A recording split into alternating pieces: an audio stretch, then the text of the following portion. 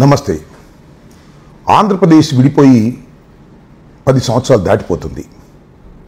ఉమ్మడి ఆంధ్రప్రదేశ్ నుంచి ఆంధ్రప్రదేశ్ విడిపోవటానికి ఆంధ్రప్రదేశ్ ప్రజలకి ఎవ్వరికీ ఇష్టం లేదు.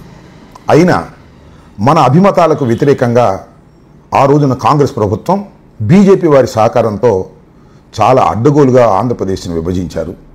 తెలంగాణ ఆంధ్రప్రదేశ్గా రెండుగా ఏర్పడ్డాయి. ఏర్పడి 10 సంవత్సరాలు అయిపోతున్నా కూడా విభజిత ఆంధ్రప్రదేశ్కి పరిపూర్ణమైనటువంటి రాజధాని లేకపోవటం చాలా బాధాకరమైనటువంటి అంశం. ఒక చక్కని అసెంబ్లీ కానీ, హైకోర్టు కానీ, సెక్రటేరియట్ కానీ లేని విభజిత ఆంధ్రప్రదేశ్గా ఈ రోజుకి కూడా మిగిలిపోయింది. దీనికి కారణం ఎవరు? చంద్రబాబు నాయుడు గారా, జగన్మోహన్ రెడ్డి గారా? జగన్మోహన్ రెడ్డి గారి వల్లనే 3 రాజధానులుగా నిర్ణయించడం వల్లనే ఈ రాజధాని పరిపూర్ణం కాలేదు అనే వాదన కూడా బలంగా వినిపించేటటువంటి ప్రయత్నం తెలుగుదేశం వారు చేస్తున్నారు. అయితే ఇక్కడ గమనించాల్సింది ఏమిటంటే, రెండవసారి విభజిత ఆంధ్రప్రదేశ్కి ముఖ్యమంత్రిగా చంద్రబాబు నాయుడు గారు ప్రమాణ స్వీకారం చేశారు. అమరావతిని సింగిల్ రాజధానిగా ప్రకటించారు. అమరావతిని శరవేగంగా ముందుకు తీసుకువెళ్తాము అని అంటున్నారు. ఇది సాధ్యమా? ఇలా జరగడానికి ఎవరు ప్రధానమైన కారకులు అనే విషయాల మీద మీతో చర్చిద్దామనే ఉద్దేశంతో నేను మీ ముందుకు వచ్చాను. రాష్ట్రం విడిపోయింది. విడిపోయిన తర్వాత చంద్రబాబు నాయుడు గారు 10 సంవత్సరాల పాటు తెలంగాణలో హైదరాబాదులో మన రాజధానిని ఏర్పాటు చేసుకొని అక్కడి నుంచి పరిపాలన చేస్తూ ఈ 10 సంవత్సరాల కాలంలో ఒక చక్కని అసెంబ్లీని, హైకోర్టుని, సెక్రటేరియట్ని ఏర్పాటు చేసుకునేటటువంటి సౌలభ్యాన్ని ఆ రోజున విభజిత చట్టం మనకు ఇచ్చింది. దానికి 2500 కోట్లు కూడా కేటాయించడం జరిగింది. కానీ చంద్రబాబు నాయుడు గారు 10 సంవత్సరాలు హైదరాబాద్ని ఉమ్మడి రాజధానిగా ఉపయోగించుకున్నారంటే ఉపయోగించుకోలేదు. చంద్రబాబు నాయుడు గారు వరుసనే తప్పులు చేస్తూ వచ్చారు. అదేంటి, చంద్రబాబు నాయుడు గారు లాంటి సీనియర్ వ్యక్తి తప్పులు చేశాడు అని మనం చెప్పగలమా? చెప్పే ధైర్యం ఉందా అంటే ఖచ్చితంగా వైఎస్ఆర్ కాంగ్రెస్ పార్టీ చాలా స్పష్టంగా చంద్రబాబు నాయుడు గారు తప్పిదాల మీద తప్పిదాలు చేసుకోవటం వలనే ఇవాళ ఆంధ్రప్రదేశ్కి సరైనటువంటి రాజధాని లేనటువంటి ఒక విపత్కరమైన పరిస్థితి ఏర్పడిందనేది నా అభిప్రాయం. చంద్రబాబు నాయుడు గారు ఏం తప్పులు చేశారు?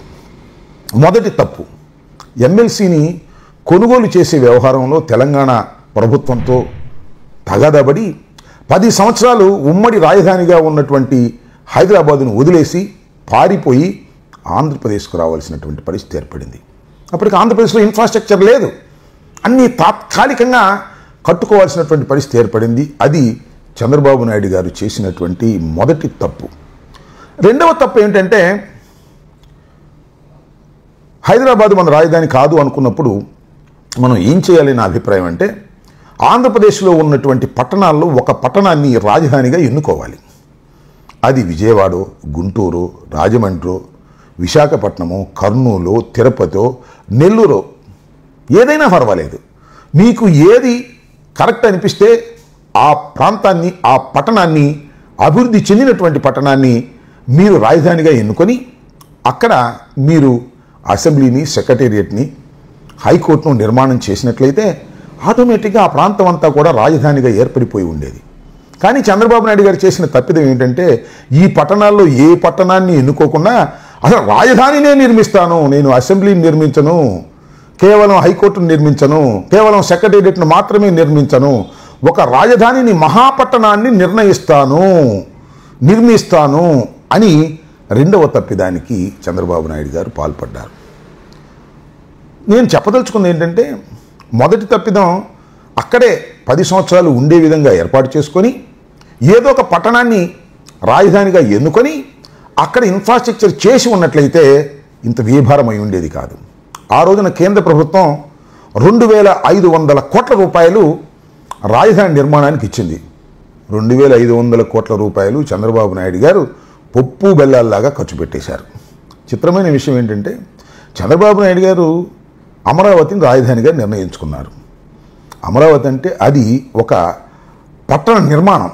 అమరావతి దగ్గర కూడా కాదు, అమరావతికి విజయవాడలో మధ్యన ఉన్నటువంటి ప్రాంతాన్ని సుమారుగా 53,000 ఎకరాలని ఆయన టార్గెట్ చేశారు. దానిలో 33,000 ఎకరాలు రైతుల దగ్గర నుంచి పూలింగ్ ద్వారా తీసుకున్నారు. ఆ పూలింగ్ తీసుకోవడం కోసం ఎంత శ్రమపడ్డారో నేను ప్రత్యేకంగా చెప్పాల్సిన అవసరం లేదు.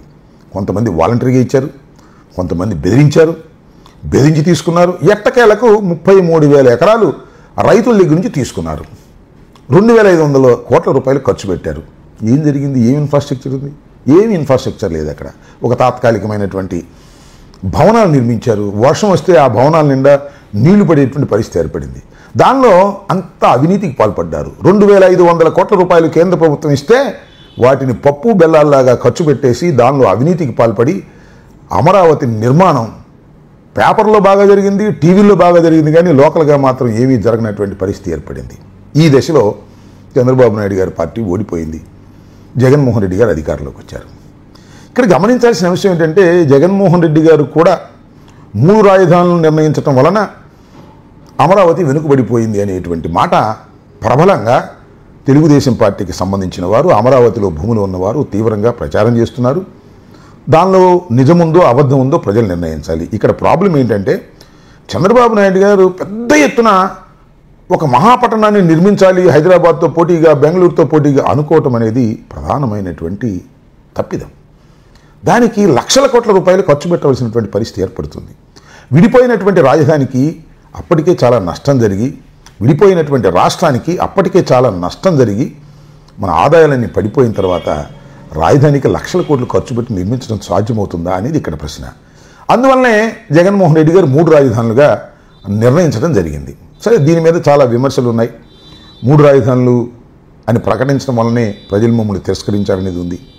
దాని మీద మరి ఆలోచన చేయవలసినటువంటి అవసరం కూడా ఉన్నది. ఇక్కడ ఒక ప్రశ్న ఉద్భవిస్తుంది. ఏమండి, మళ్ళీ తిరిగి మీరు అధికారంలోకి వస్తానంటున్నారు, అధికారంలోకి వస్తే మళ్ళా 3 రాజధానులే మొదలెడతారా లేక అమరావతిని రాజధానిగా చేసుకుంటారా అనేది ఒక ప్రశ్న.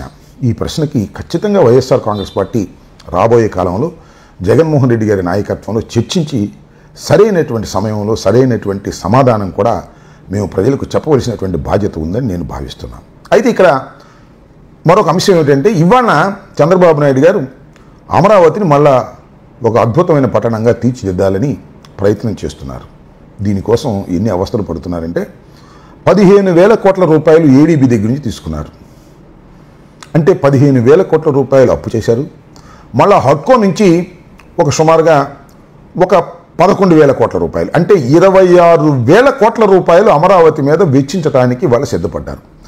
దేనికి అమరావతి మీద వెచ్చిస్తున్నారంటే ట్రంక్ ఇన్ఫ్రాస్ట్రక్చర్ మాత్రమే, అంటే బేసిక్ రోడ్స్ వేసి ఇన్ఫ్రాస్ట్రక్చర్ తయారు చేయడానికి 26,000 కోట్ల రూపాయలు అప్పు చేసి ఖర్చు పెడుతున్నారు. నేను అడుగుతా ఉన్నా, రాష్ట్రం ఇంత ఆర్థికంగా దెబ్బతిని ఉన్న పరిస్థితుల్లో 26,000 కోట్ల రూపాయలు అప్పు చేసి ఖర్చు పెట్టవలసినటువంటి అవసరం ఉందా లేదా నాకు తెలియదు. మీరే ఆలోచన చేయమని మనవి చేస్తున్నా. దీనిలో ప్రధానంగా ఏం జరుగుతూ ఉందంటే పోయినసారి 2,500 రూపాయలు కేంద్ర ప్రభుత్వం ఇస్తే 2,500 కోట్ల రూపాయలు కేంద్ర ప్రభుత్వం ఇస్తే వాటిని పప్పు బెల్లలా ఖర్చు పెట్టారు. దానిలో కమిషన్ తీసుకున్నారు. దానిలో చంద్రబాబు నాయుడు గారికి సంబంధించినటువంటి వర్గీయులందరూ లాభాలు పొందారు. మళ్ళా ఇవాళ కూడా అదే తంతు. ఈ 15,000 కోట్ల రూపాయలకి రోడ్లు వేయటం కోసం టెండర్లు పిలుస్తున్నారు. చిత్రం ఏంటంటే రోడ్డు కిలోమీటరు 54 కోట్ల రూపాయలతో నిర్మించాలని టెండర్లు పిలిచారు. ఎక్కడ లేదు. నాకు తెలిసి భారతదేశంలో 54 కోట్ల రూపాయలతో 1 కిలోమీటర్ రోడ్డు వేయడానికి వెచ్చించినటువంటి సందర్భమే లేదు. జరిగేది ఏంటంటే మన national highway authority of India వారు చాలా స్ట్రాంగ్గా రోడ్లు వేస్తారు, బ్రహ్మాండంగా వేస్తారు. వారు కిలోమీటర్ ఖర్చు పెట్టేది 22 కోట్ల నుంచి 23-24 కోట్ల వరకు. దానికన్నా మిన్నుగా అంటే డబల్ ఖర్చు పెట్టే పరిస్థితికి వచ్చారు. అంటే ఇది ఖర్చు పెట్టాలనుకుంటున్నారా లేక ఇలా టెండర్లు పిలిచి దీనిలో సొమ్ము చేసుకోవాలని అనుకుంటున్నారా అనే అంశం మీద నేను మీకు ప్రత్యేకంగా చెప్పాల్సినటువంటి అవసరం లేదు. 2,500 కోట్ల రూపాయలు కేంద్ర ప్రభుత్వం ఇస్తే ఆ రోజున ఏ విధంగా దుర్వినియోగం చేశారో ఇవాళ 26,000 కోట్ల రూపాయలు ఇచ్చేటటువంటి బ్యాంకులో వచ్చే లోన్లు కూడా ఈ విధంగా దుర్వినియోగం చేయడానికి చంద్రబాబు నాయుడు గారు ప్రయత్నం చేస్తున్నారనేది నా ఆరోపణ. నేను ఇప్పుడు చెప్పదలుచుకున్నటువంటి ముఖ్య అంశం ఏమిటంటే చంద్రబాబు నాయుడు గారు అనుభవజ్ఞుడే, కానీ చంద్రబాబు నాయుడు గారు చాలా పెద్ద తప్పిదానికి పాల్పడ్డారు. ఆంధ్రప్రదేశ్లో ఒక రాజధానిని నిర్మించడం కోసం ఆయన ఇన్ని డబ్బులు వెచ్చించడం అనేది చాలా ప్రమాదకరమైనటువంటి ఆర్థిక పరిస్థితులు ఈ రాష్ట్రానికి ఏర్పడతాయనేది నా అభిప్రాయం. ఇవాళ 26,000 కోట్లు ఖర్చు పెట్టినా కూడా అమరావతి ఒక అందమైనటువంటి లాభసాటి అయినటువంటి పట్టణంగా తయారవుతుందా అంటే తయారు కాదు అనేది నా అభిప్రాయం. ఎందుకంటే వరదలతో ముంచెత్తిపోయేటటువంటి ప్రాంతం అది. అక్కడ అభివృద్ధి జరగాలంటే చాలా కష్టం, ఏంతో కూడుకున్నటువంటి అంశం చాలామంది నిపుణులు కూడా చెప్పారు. అయితే ఇప్పుడు చంద్రబాబు నాయుడు గారు వెనక్కి వెళ్తారంటే వెనక్కి వెళ్ళలేరు ఆయన. ఇది ఎలా ఉందంటే వైట్ ఎలిఫెంట్ లాగా ఉంది, ఒక తెల్ల ఏనుగును పెంచుకున్నట్టుగా ఉంది.